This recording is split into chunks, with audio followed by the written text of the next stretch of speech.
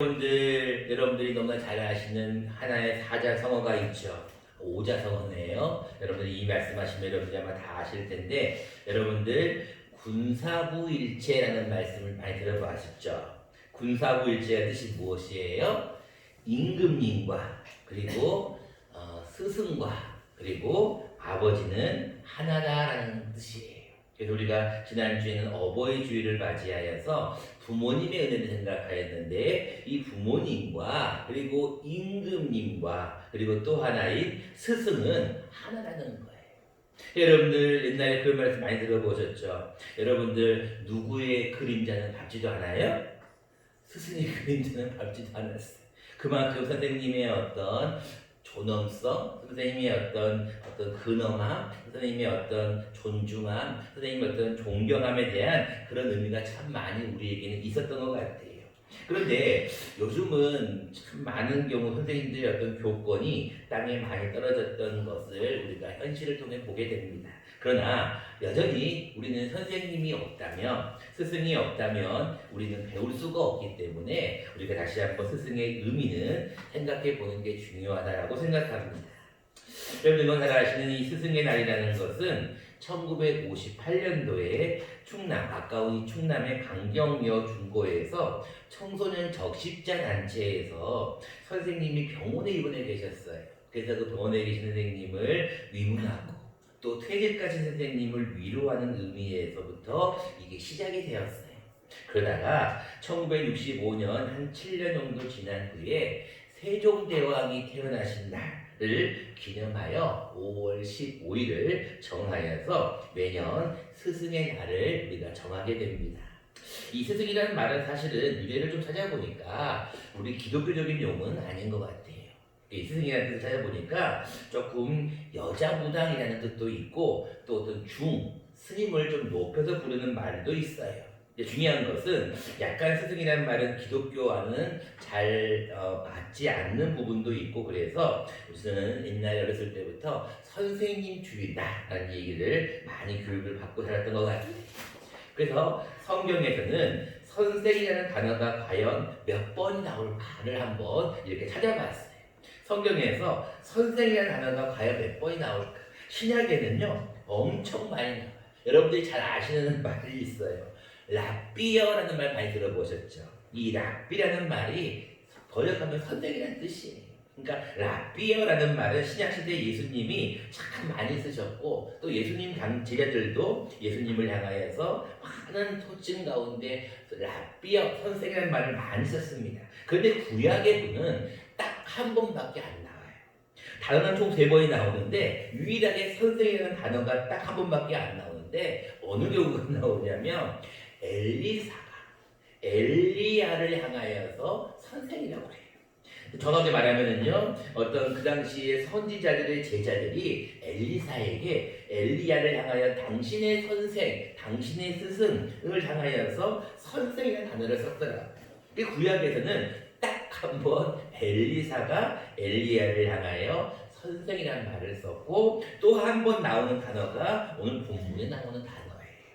13절 말씀 이렇게 말씀하고 있죠. 내 선생의 목소리를 청종하지 아니하며 나를 가르치는 이에게 귀를 기울이지 아니하였다. 여러분, 제가 지난 주일날 설교할 때 제목이 혹시 뭐였는지 기억하시는 분 계신가요? 지난 주일날 제가 어버이 주일을 하면서 제목을 뭐라고 붙였을까요? 내 아들아. 혹시 기억하시는 분 계신가요? 내 아들아. 이 여러분 잠언서가 그만큼 제가 중요하다고 했잖아요. 지혜의 말씀이기 때문에 이 내 아들아, 내 아들아라고 하면서 뭐라고 얘기해서 지난번에는요, 내 아비의 훈계를 들으며 내 어미의 법을 떠나지 말라. 다 잊어버린 것 같아서 제가 여러분들을 생각해서 다시 한번 자막을 준비했어요. 같이 한번 읽어보겠습니다. 지난주 설교 말씀입니다. 같이 읽어보겠습니다. 시작. 내 아비의 훈계를 들으며 내 어미의 법을 떠나지 말라. 잠언 1장 8절 말씀이었죠. 여러분, 지난주에는요, 내 아들아, 내 아들아, 내 아버지의 훈계를 듣고 내 어미의 법을 떠나지 말라. 내 아들아, 똑같은 말씀을 오늘 본문에 12절 말씀에 한 번 더 주고 있습니다. 12절 말씀은 뭐라고 얘기하고 있어요? 말하기를 내가 어찌하여 훈계를 싫어하며. 이게 부모님이 아까 얘기했던 아비의 훈계예요. 아버지의 훈계를 어떻게 너가 싫어하며 내 마음의 꾸지람을 가벼이 여겨.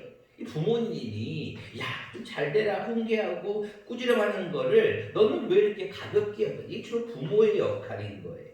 근데 13절 말씀에 보면 부모의 역할과 더불어서 선생님의 역할이 나와요. 이 자녀들이 이 부모님은 늘 곁에 있고 또 부모님들은 늘 한결같으니까 부모를 좀 함부로 대했던 게 좀 있어. 사랑하면서도 막대하는 게 있고 사랑하면서도 좀 말을 잘 안 듣는 게 있어. 근데 여러분 선생님 앞에서는 어떻게 돼요? 선생님은 야 이렇게 그러면 다들 잘 들으려고 그런단 말이에요. 근데 오늘 본문에 있는 내 아들아는 13절에 보니까 한 가지 잘못하고 있는 게 있었어요. 뭐였어요? 내 선생의 목소리를 청종하였다, 청종하지 아니하였다? 청종하지 아니하는 거예요. 선생님이 이렇게 해라 라고 하면은 네 라고 해야 되는데 그렇게 하지 않은 거예요. 이 청종이라는 말은 여러분들 무슨 얘기냐면 들을 청자에 따를 종자예요. 그러니까 잘 듣고 따라가지 않았다는 거예요. 선생님이 이렇게 하면 안 돼. 이렇게 해야 돼? 그러면은 네 알겠습니다 하고 해야 될 거야. 근데 청개구리 그때 가지고 네 알겠습니다 하고 하지 않는, 어떤 경우는 듣지도 않는 경우가 있다는 거예요. 그러면서 뭐라고 말씀하고 있어요? 나를 가르치는 이에게 귀를 기울였다, 기울이지 않았다? 기울이지 않았어요. 여러분들 부모님의 훈계와 꾸지람을 가볍게 여기고 듣지 않았다가 선생님의 목소리도 청종하지 않고 귀를 기울이지 않는 이 사람에게 뭐라고 얘기하느냐? 성경은 내 아들아 마지막에 내 마지막 날에 너는 반드시 후회하게 된다는 거예요. 11절 말씀입니다. 두렵건대 마지막에 이르러 뭐라고 얘기합니까? 마지막에 이르러 내 몸 내 육체가 쇠약할 때에 내가 뭐 한다고요? 한다네요. 여러분들은 어떤 선생님이 지금 떠오르시는지 모르겠어요. 지금 설교 말씀을 잠깐 들으시면서 여러분들은 아주 어렸을 때 유치원부터 선생님, 그리고 초중고, 대학원 선생님, 교수님, 그리고 교회 학교를 생각하면 교회 학교 어렸을 때 아주 꼬맹이 때부터 유치부 때 선생님, 그리고 장년이 되어서까지 선생님을 여러분들은 한번 생각해 보세요. 그리고 그 선생님의 말씀을 내가 잘 들었나? 선생님이 하라고 하시는 말씀을 잘 청종하였나? 귀를 기울였나를 한번 생각해 보아야 된다는 거예요. 여러분 마지막에요. 마지막에 여러분들이 잘 듣지 않으면 꼭 남는 게 뭐예요? 후회밖에 안 남는 거예요. 여러분 그래서 그런 얘기가 있잖아요. 젊었을 때는 그렇게 돈 벌려고 돈 때문에 참 모든 거를 다 허비하다가 나중에 노년이 되면 건강을 잃어버리니까 그 번 돈 다 써버린다는 거예요. 그러니까 여러분 그런 얘기가 있더라고요. 우리 몸은 전셋집이래, 전셋집. 저는 옛날에 참 전셋집 사골세를 좀 많이 다녀서 그런지 이 말이 너무나 와닿더라고요. 우리 몸은 전셋집이에요. 여러분 2년 지나면요 나가 있었어요. 2년 지나면 또 옮겨야겠다는 말이에요. 집이 없는 사람의 서름이죠. 근데 여러분 임대기간이 지나면 다 돌려주는 게 전셋집이잖아요. 그런 것처럼 우리 몸도 사실은 우리가 사는 것이 아니라 우리 몸은 우리가 사는 하나의 집인 것 같아요. 잠시 머무른 집. 그 여러분 집이 무너지면, 우리가 사는 이 집이 무너지면 결국은 집은 뭐가 되는 줄 아세요? 하나의 짐이 돼요. 짐. 여러분들 몸이 망가져 보세요. 몸은 망가지면 짐이 돼버리는 거예요. 그래서 젊었을 때 내 몸은 뭐예요? 가장 친한 나의 벗이에요. 친구예요. 당신은 나의 친구예요. 젊었을 때는 여러분 내 몸은 뭐든지 할 수 있는 거예요. 몸을 가지고는요 정말 못할 게 없는 나의 벗인 거예요. 친구인 거예요. 근데 나이가 들면 어떻게 돼요? 내 몸이 점점 나에게 뭐 하게 돼요? 삐지게 돼. 삐져. 점점 삐져. 그래가지고 그래 너가 내 몸을 안 돌봤단 말이지. 나도 너하고 안 사이 안 좋게 지낼 거야. 그러면서 이상시내를 삐그덕 보내요. 너 어디 그러면서 조금씩 아프신 거예요. 그러다가 마지막에 늙으셔서 연세가 많이 드시면 내 몸은 뭐가 되는 줄 아세요? 나중에 내가 모시고 살아야 될 상전이 돼요. 처음엔 나의 친구였고 나의 벗이었고 나의 가장 동료였어. 나의 가장 좋은 친구였어. 너와 할래면 좋은 게 내 몸이었는데 나이가 들면 들수록 내 몸은 상전이 돼. 몸을 떠받치는 거예요. 몸이 아프면 뭘 할 수가 없는 거예요. 이처럼 여러분들 오늘 본문에 나중에 여러분들 몸이 안 좋아서 여러분들도 이제 더 이상 나는 배울 게 없어. 나에게 선생이 이제 무슨 의미가 있어라고 할 여러분 정도의 연세나 나이가 되면 이제는 후회가 되는 거예요. 그때 좀 더 들을 걸, 그때 좀 더 청종할 걸, 좀 더 귀를 기울일 거라고 한탄한다는 것을 오늘 본문은 다시 한번 말씀하고 있는 거예요. 그래서 오늘은 스승의 주의를 맞이하여서 나에게 있어 선생님의 목소리는 과연 어떠했는가를 한번 생각해 보려고 해요. 지금 여러분들의 연세에 여러분들의 어떤 나이에 내가 과연 나에게 선생님은 어떤 분이셨는가? 나는 정말로 선생님의 목소리를 잘 청종하였는가를 다시 한번 생각하며 오늘은 선생님의 목소리는 어떤 목소리였는지 두 가지를 한번 생각해 보려고 합니다. 첫 번째 목소리예요.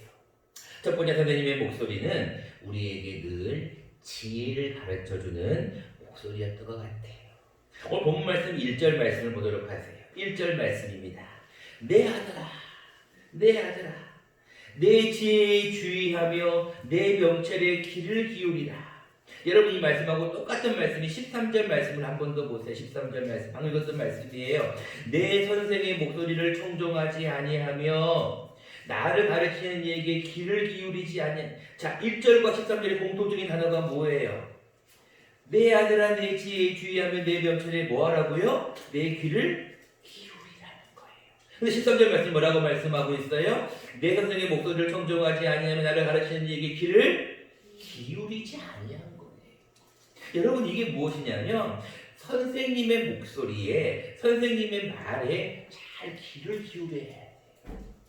여러분들 선생님들이 여러분들에게 뭘 가르쳤을까요?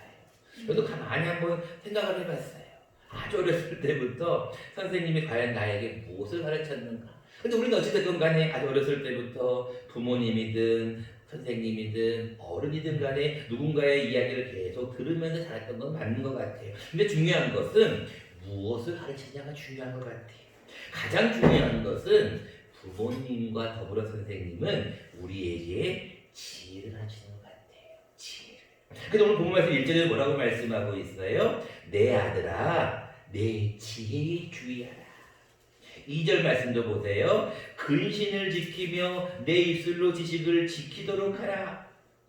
가르치는 거예요. 지혜를 가르치는 거예요. 근데 사람들은 어때요? 그 당시에 음녀의 입술에 빠져가지고 음녀의 입술이 좋고 음녀의 몸이 좋고 음녀의 행함이 좋고 그래서 거기에 빨려든다는 거예요. 여기 말하는 음녀라는 것은 꼭 어떤 음탕한 여자를 얘기하는 게 아니에요. 우리의 악한 세력을 가리키는 것을 포함될 수 있어요. 그래서 악한 세력에게 우리는 계속에게 빠져드는 거예요. 그런데 얘들아 나중에 너희가 정말로 나이가 많이 들었을 때 나중에 너가 어떻게 되냐면 그걸 알게 되냐면 그것이 쑥같이 쓰다. 그것이 두날 가진 칼같이 날카롭다. 그의 발은 사지로 내려가고 그의 걸음은 수월로 나아가는 그런 길이다. 그러니까 제발 7절 말씀 내 아들들아 나에게 들으며 내 입의 말을 버리지 말라. 이게 여러분 선생님의 목소리예요. 선생님들이 여러분들 보고 잘못되라고 하는 선생님이 누가 있어요? 다 잘되라고 그러잖아요. 그런 의미에서 제가 여러분들 주보에다가 스승의 은혜라는 어떤 그 곡을 여러분들이 잘 아시는 곡인데 한번 실어봤어요. 그리고 이걸 한번 우리 같이 한번 좀 불러보면 스승의 은혜가 조금은 그래도 생각이 날 것 같아서 같이 한번 1절만 한번 좀 불러볼까 합니다. 가사를 한번 생각해 보시면서 우리 스승의 은혜, 또 여러분 지금까지 가르쳐 주셨던 선생님, 지혜를 가르쳐 주셨던 선생님 오늘 생각하며 한번 불러보도록 하겠습니다. 스승의 은혜는 하늘 같아서 우러러 볼수록 높아만 지네 참되 거라 바를 걸어 가르쳐 주시 스승의 마음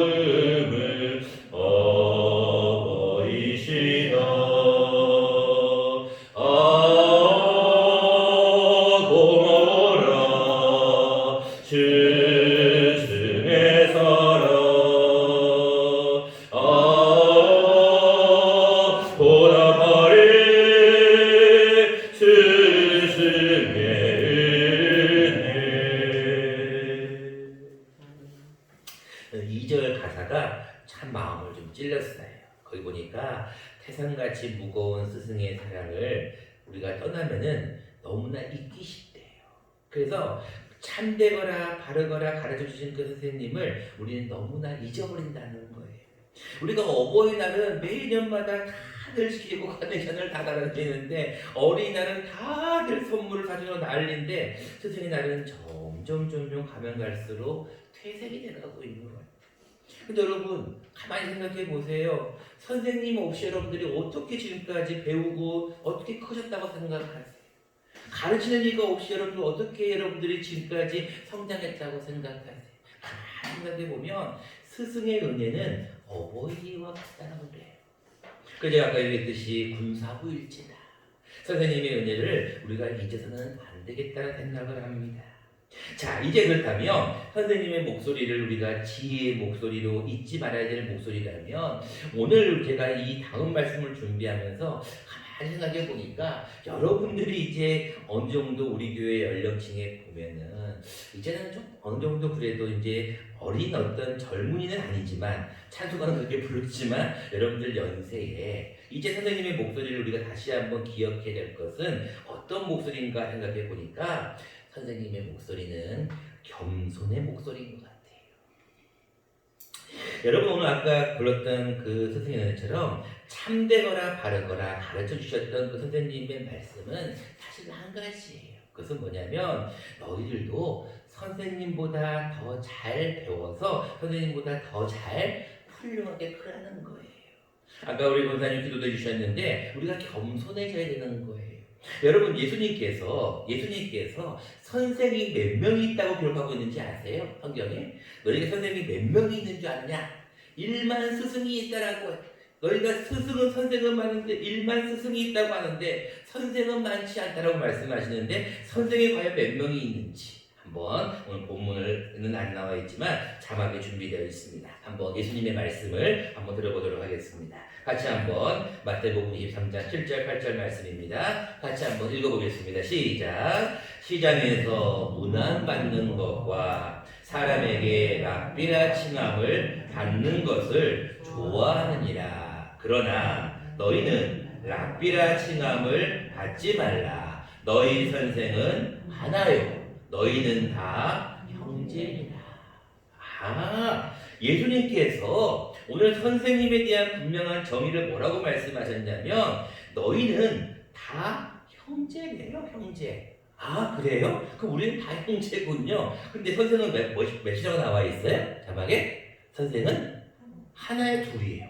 하나래요. 누구예요? 유일한 선생님이 여러분, 예수님의 가장 큰 사역이 무엇이었어요? 전파하시고 고치시는 사역도 있었지만 가장 큰 세 번째 사역이 뭐였냐면 가르치는 사역이었어요. 예수님은 3년 동안 평생 동안 가르치셨어요. 근데 그 당시에 서기관들과 바리새인들은 내가 선생이네, 내가 랍비네, 나를 존경해라, 나를 높여라 라고 얘기하는 거예요. 근데 여러분, 가장 큰 선생은 자기를 높이라고 하는 게 아니에요. 여러분, 왜 예수님께서 서기관들과 바리새인들을 향하여서 시장에서 문안받는 어이구 선생님 오셨습니까? 사람에게 랍비니라고 칭찬받는 거를 좋아하지 말라는 거예요. 왜? 너희는 랍비라고 칭함을 받지 말라라고 명령하는 이유는 너희는 랍비가 아니라는 거예요. 너희는 선생이 아니라는 거예요. 선생은 누구라는 거예요? 하나. 예수님밖에 없다는 거예요. 그래서 중요한 것은 우리가 연세가 조금 드시고 좀 남에게 뭘 가르칠 수 있다라고 생각하지만, 사실은 우리에게 있어서 참 선생은 유일하게 한 분 예수님밖에 없다는 것을 우리가 기억해야 돼요. 그래서 우리는 혹은 여러분들 가운데 누구를 가르치는 자나 저도 포함됩니다. 누구에게 어떤 걸 전하는 사람일 때 늘 겸손하셔야 돼요. 자녀들에게 너희들이 뭘 알아? 너희들이 알기를 뭘 알아? 부모로서 그렇게 하면 안 되는 거예요. 만약 여러분들이 누구를 가르치려고 하더라도 너희들이 뭘 알겠어라고 하면 안 된다는 거예요. 우리 모두는 다 보니까 형제래요. 그냥 다 우리는 배우는 자고 제자이고, 우리는 스승이 딱 한 분밖에 없는데 그분이 바로 예수님이라는 겁니다. 이제 말씀을 맺고자 합니다.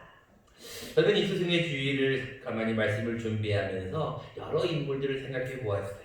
이제 내년에는 그 말씀을 좀 나누려고 하는데 아까 제가 말씀드렸던 엘리사와 엘리야에 대한 얘기도 있지만 제가 이걸 준비하면서 고전을 좀 읽다 보니까 제가 너무나 잘 아는 제 고향 여수에 애양원이라는 곳이 있는데 애양원의 사랑의 원자탄이라고 불리우는 손양원 목사님이 있어요. 저는 손양원 목사님을 너무너무 존경하거든요. 사랑의 원자탄이라고 불리우 자신의 두 아들을 죽인 공산당을 양자로 삼았던 그 손양원 목사님을 저는 너무나 존경했는데 손양원 목사님의 스승이 누구였는지 아세요? 세상에 그를 읽다 깜짝 놀랐어요. 너무나 중요한 일사라고를 외쳤던 주기철 목사님이더라고요. 그래서 정말로 중요한 스승이 이렇게 한 인생을 바꿀 수 있구나라는 걸 다시 한번 생각해 보게 돼요. 여러분 이 한 주간은 좀 생각해 보았으면 좋겠어요. 여러분들을 가르쳐 주시고 여러분들에게 지혜를 가르치시고 참되거나 바르거나 가르쳐 주신 선생님이 누구인가를 한번 잘 곰곰이 생각하고 가장 중요한 것은 아까 방금 읽었던 말씀처럼 우리의 참 선생님이신 예수님을 다시 한번 기억하며 예수님의 말씀에 청종할 수 있는 저와 여러분 되시기를 간절히 축원합니다. 고맙고 감사하신 주님 참으로 감사를 드립니다.